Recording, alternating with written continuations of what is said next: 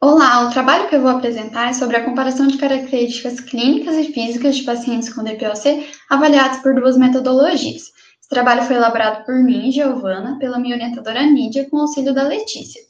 Então, a doença pulmonar obstrutiva crônica, ela é causada principalmente pela exposição prolongada a partículas ou gases nocivos e cursa com manifestações pulmonares e extrapulmonares, que em conjunto acarretam diversos sintomas, sendo o principal deles a dispneia, a qual está diretamente relacionada com a limitação das atividades de vida diária que esses pacientes apresentam.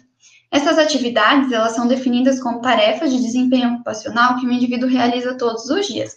E por conta dessa limitação apresentada, é necessário que essas atividades sejam avaliadas, podendo ser de maneira subjetiva, por meio de questionários, ou de maneira objetiva, por meio de testes específicos. Já está claro na literatura os pontos positivos e negativos de cada avaliação. Entretanto, ainda não se sabe se a limitação funcional avaliada por ambas as metodologias está relacionada com as características dos pacientes. Por isso, o objetivo desse estudo foi comparar características clínicas e físico-funcionais de pacientes com DPOC que apresentam um estado funcional preservado ou limitado, avaliado de maneira objetiva e subjetiva autorrelatada.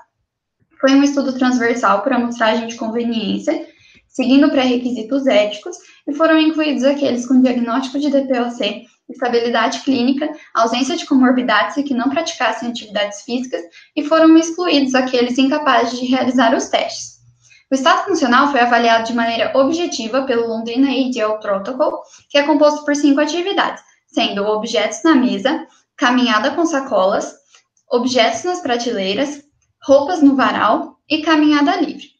O protocolo ele é explicado e demonstrado inicialmente e é aferida a frequência cardíaca, a pressão arterial, a saturação periférica de oxigênio e a escala de Borg antes e após o protocolo, e tem como principal desfecho o tempo de execução, e os valores de referência utilizados foram de pais e colaboradores. O estado funcional foi avaliado de maneira subjetiva também pela escala London, que é um questionário que avalia o quanto a dispneia interfere nas atividades de vida diária. Ele é composto por 4 domínios, sendo o cuidado pessoal, doméstico, atividade física e lazer. Inclui perguntas sobre atividades do cotidiano, como, por exemplo, o quanto a falta de ar interfere ao lavar os cabelos ou subir escadas. Cada questão é pontuada de 0 a 5, levando a um total de 75 pontos, sendo que quanto maior essa pontuação, maior a dispneia, e foi utilizado um ponto de corte de 37%, de acordo com o máximo respondido pelo participante e o máximo possível de se responder. Foram coletados os dados antropométricos e ainda foi avaliado a função pulmonar, o sintoma de dispneia, a capacidade funcional e a força muscular. Posteriormente, foram divididos em 4 grupos: o estado funcional preservado, aqueles com LEP menor que 98% do predito e escala London menor que 37%, a avaliação objetiva ruim, com um LEP ruim e uma escala London boa, autorrelato ruim, com um LEP bom e a escala London ruim, e aqueles com estado funcional prejudicado, com ambas as avaliações prejudicadas. Foi realizada a análise estatística e o teste de Kruskal-Wallis com pós-teste de Bonferroni foi utilizado para comparação entre os grupos.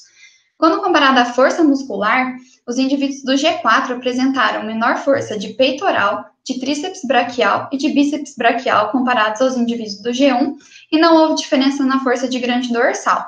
Ainda, os indivíduos do G4 apresentaram tendência a ter uma menor força muscular de quadríceps. Com relação à capacidade funcional, quando os valores preditivos foram comparados, não houve diferença entre os grupos. Porém, os indivíduos do G4 apresentaram tendência a ter a distância percorrida no teste de caminhada de 6 minutos menor comparados ao G1. Com relação aos sintomas, os indivíduos do G4 apresentaram maior fadiga de membros inferiores antes do protocolo, e uma tendência também a ter maior fadiga de membros superiores inicial. Ainda apresentaram maior sintoma de dispneia ao final do protocolo, comparados aos indivíduos do G1. E, por fim, aqueles indivíduos do G1 e do G2, ou seja, com melhor estado funcional autorrelatado, apresentaram menor sintoma de dispneia na vida diária, comparados aos indivíduos do G3 e do G4. Pode-se concluir, então, que a associação de 2 métodos de avaliação permite discriminar outras variáveis clínicas e físico-funcionais. Sendo assim, é importante considerar o uso de ambas as metodologias na prática profissional.